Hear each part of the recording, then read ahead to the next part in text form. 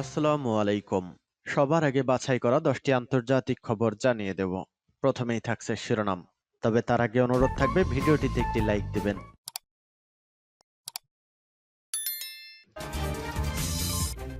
জানিয়ে দিব হাতে থাকা সর্বশেষ আপডেট আন্তর্জাতিক সংবাদ। প্রথমেই সংবাদ শিরোনাম, আলোচনা স্থগিত, পশ্চিম তীরে ট্যাঙ্ক পাঠালো ইসরায়েল। এরপর জানিয়ে দিব ট্রাম্প আজীবন প্রেসিডেন্ট থাকতে চান, মার্কিন গণতন্ত্র শুরু থেকেই ছিল হাস্যকর। এদিকে মালয়েশিয়ায় ব্যাপক ধরপাকড়, বাংলাদেশি সহ গ্রেফতার ৬০০। আরও জানিয়ে দিব ট্রাম্পের চাঁদাবাজির প্রস্তাবে কি করবে ইউক্রেন। সর্বশেষ জানিয়ে দিব বাংলাদেশে বিদ্যুৎ সরবরাহের সময় জানালো নেপাল। এতক্ষণ শুনছিলেন সংবাদ শিরোনাম, এবারে বিস্তারিত।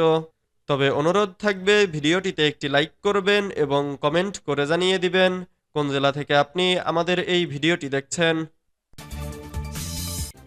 আলোচনা স্থগিত, পশ্চিম তীরে ট্যাঙ্ক পাঠালো ইসরায়েল। ২ দশকের বেশি সময় পর প্রথমবারের মতো অধিকৃত পশ্চিম তীরে ট্যাঙ্ক পাঠিয়েছে ইসরায়েল। এ কারণে ৪০,০০০ ফিলিস্তিনি উত্তরাঞ্চলের শরণার্থী শিবিরগুলো থেকে পালিয়ে যাচ্ছেন। সংবাদ মাধ্যম আল জাজিরা জানিয়েছে হামাস গাজা নিয়ে আলোচনা স্থগিত করেছে। এ কারণে ইসরায়েলি ট্যাঙ্ক পশ্চিম তীরে পাঠানো হয়েছে। এদিকে হামাস জানিয়েছে ৬২০ ফিলিস্তিনি কারাবন্দির মুক্তি ছাড়া কোনো আলাপ হবে না। হামাসের নেতা বাসেম নাইম জানিয়েছেন হামাসের কাছ থেকে ৬ জন ইসরায়েলি জিম্মি ফিরে পেলেও ফিলিস্তিনি বন্দীদের মুক্তি স্থগিত রেখেছেন। সম্প্রতি হামাস ৬ জন ইসরায়েলি জিম্মিকে মুক্তি দিয়েছে। বিনিময়ে ইসরায়েলকে ৬ শতাধিক ফিলিস্তিনি বন্দী মুক্তি দেওয়ার কথা ছিল, তবে ইসরায়েল ফিলিস্তিনি বন্দীদের মুক্তি পিছিয়ে দিয়েছে। হামাসের দাবি, ইসরায়েলি জিম্মিদের মুক্তির সময় হামাসের সঙ্গে অসম্মানজনক আচরণের অভিযোগ উঠেছে।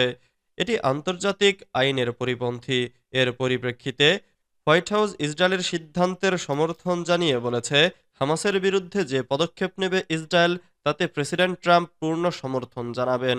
এদিকে ফিলিস্তিনি বন্দীদের পরিবারের মধ্যে হতাশা তৈরি হয়েছে, কারণ মুক্তির অপেক্ষায় থাকা বন্দীদের নামের তালিকা প্রকাশিত হলেও তাদের মুক্তি স্থগিত করা হয়েছে। ট্রাম্প আজীবন প্রেসিডেন্ট থাকতে চান, মার্কিন গণতন্ত্র শুরু থেকেই ছিল হাস্যকর। আমেরিকার বিশিষ্ট বিশ্লেষক থমাস ফ্রিডম্যান বলেছেন মার্কিন প্রেসিডেন্ট ডোনাল্ড ট্রাম্প তার রাষ্ট্রপতিত্বের মেয়াদ আজীবন করতে চান। পশ্চিমারা যাদেরকে স্বৈরশাসক বলে অভিহিত করে, ট্রাম্প তাদেরকেও ছাড়িয়ে গেছেন। বিশিষ্ট এই বিশ্লেষক ও কলামিস্ট নিউ ইয়র্ক টাইমসের একটি প্রবন্ধে আরও বলেছেন ট্রাম্প নিজেকে খোদার মতো নেতা হিসেবে দেখেন।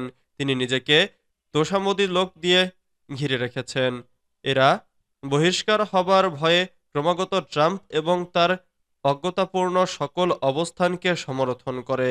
ইসনার বরাত দিয়ে ওয়াল স্ট্রিটে আরও জানায়, ফ্রিডম্যানের নিবন্ধে বলা হয়েছে ট্রাম্প সত্যিকার অর্থে বিশ্বকে ট্রাম্প টাওয়ারের একটি খুচরা দোকান হিসেবে দেখেন। ফ্রিডম্যান আরও বলেছেন ট্রাম্প পরিস্থিতি উল্টে দিতে প্রস্তুত। তিনি বলেন ট্রাম্প ইউরোপকে এমন একটি বাণিজ্যিক ব্লক হিসেবে দেখেন যারা মার্কিন যুক্তরাষ্ট্রের ওপর প্রচুর প্রভাব ফেলতে পারে। তাই তিনি ইউরোপকে বিচ্ছিন্ন করে প্রতিটি ইউরোপীয় দেশের সাথে পৃথকভাবে আলোচনা করতে চান। এর পরিণতি সম্পর্কে তার কোনো ধারণাই নেই বলে এই নিবন্ধকার মন্তব্য করেন। ফ্রিডম্যান আরও বলেন ট্রাম্পের অবস্থান রাশিয়ার মতো দেশের শক্তি বৃদ্ধিতে সাহায্য করবে। আমেরিকার এই বিশ্লেষক বলেন ট্রাম্পের অবস্থান সম্পূর্ণ অজ্ঞতা এবং বোকামির ওপর ন্যস্ত। অধিকন্ত ফ্রিডম্যান বিশ্বাস করেন পুতিনের মতো ব্যক্তিত্ব যদি আমেরিকার রাজনীতিবিদ হতেন, নিঃসন্দেহে তিনি ডেমোক্রেটিক পার্টির অবস্থানের চেয়ে ট্রাম্পের অবস্থানের কাছাকাছি থাকতেন। এ কারণেই ট্রাম্প পুতিনকে এমন একজন ব্যক্তিত্ব হিসেবে দেখেন যিনি তার সমর্থকদের একজন হতে পারতেন, এবং যারা ৬ জানুয়ারি ২০২১ মার্কিন ক্যাপিটাল ভবনে হামলা করেছিল। জেলেনস্কির বিপরীতে ট্রাম্প পুতিনের সাথে সাংস্কৃতিক নৈকট্য অনুভব করেন। মালয়েশিয়ায় ব্যাপক ধরপাকড়, বাংলাদেশি সহ গ্রেফতার ৬০০। মালয়েশিয়ায় অবৈধ অভিবাসীদের বিরুদ্ধে অভিযান চালানো হয়েছে। এতে বাংলাদেশি সহ অন্তত ৬০০ অভিবাসীকে গ্রেফতার করা হয়েছে। শনিবার 22শে ফেব্রুয়ারি নিউ স্ট্রেট টাইমসের এক প্রতিবেদনে এ তথ্য জানানো হয়েছে। প্রতিবেদনে বলা হয়েছে, শনিবার ভোররাতে মেরু সেন্ট্রাল মার্কেট কমপ্লেক্সে অভিবাসন বিভাগ অভিযান চালায়। এতে কমপ্লেক্সে আতঙ্ক ছড়িয়ে পড়ে। শ্রীলঙ্কার অভিবাসন বিভাগের একটি দলের এ অভিযানে অবৈধ অভিবাসী এবং বিদেশি ব্যবসায়ীরা আতঙ্কিত হয়ে ছোটাছুটি শুরু করে। অনেকেই ড্রেনে শুয়ে, মার্কেটের টেবিলের নিচে লুকিয়ে বা কমপ্লেক্স থেকে পালানোর চেষ্টা করেন। অভিবাসন বিভাগের ডেপুটি ডিরেক্টর জেনারেল জাফরি এমবোক্তাহা জানান, এই অভিযানে ৬৩০ বিদেশিকে বিভিন্ন অভিবাসন আইন লঙ্ঘনের অভিযোগে গ্রেফতার করা হয়েছে। এর মধ্যে ৩২ জনকে যাচাই বাছাইয়ের পর ছেড়ে দেওয়া হয়েছে। গ্রেফতারদের মধ্যে ৬২৮ জন পুরুষ এবং ২ জন নারী রয়েছেন। তাদের সবার বয়স ১৭ থেকে ৫৭ বছরের মধ্যে। এদের মধ্যে ৫৩০ জন মিয়ানমারের নাগরিক, ৮৫ জন বাংলাদেশি, ৯ জন ইন্দোনেশিয়ান, ৫ জন ভারতীয় এবং ১ জন নেপালি রয়েছেন। ট্রাম্পের চাঁদাবাজির প্রস্তাবে কি করবে ইউক্রেন? মার্কিন প্রেসিডেন্ট ডোনাল্ড ট্রাম্পের নতুন প্রস্তাব ইউক্রেনের জন্য এক কঠিন পরীক্ষায় পরিণত হয়েছে।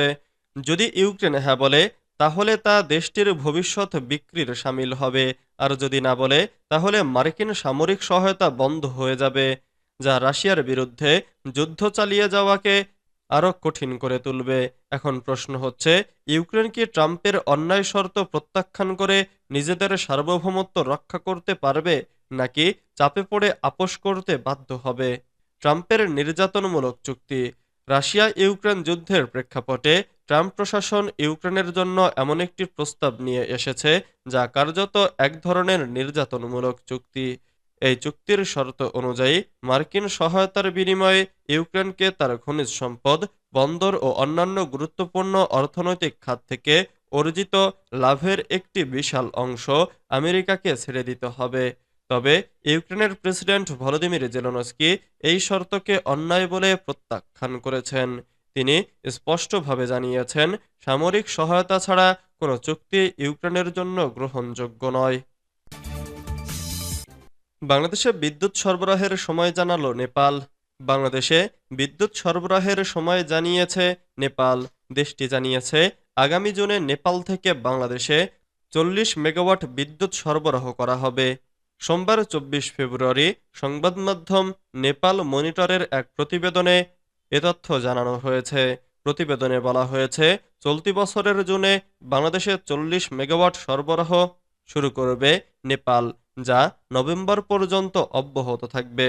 গত বছর বাংলাদেশ, নেপাল ও ভারতের মধ্যে এই চুক্তি স্বাক্ষরিত হয়। চুক্তি অনুযায়ী ভারতের গ্রিডের মাধ্যমে এ বিদ্যুৎ বাংলাদেশে স্থানান্তর করা হবে, যা দক্ষিণ এশিয়ায় শক্তি সহযোগিতাকে আরও শক্তিশালী করবে। গতকাল ২৩ ফেব্রুয়ারি বাংলাদেশের বাণিজ্য উপদেষ্টা শেখ বশির উদ্দিনের সাথে নেপালের রাষ্ট্রদূত ঘনশ্যাম ভান্ডারের সচিবালয়ে এক বৈঠকে এ তথ্য জানানো হয়।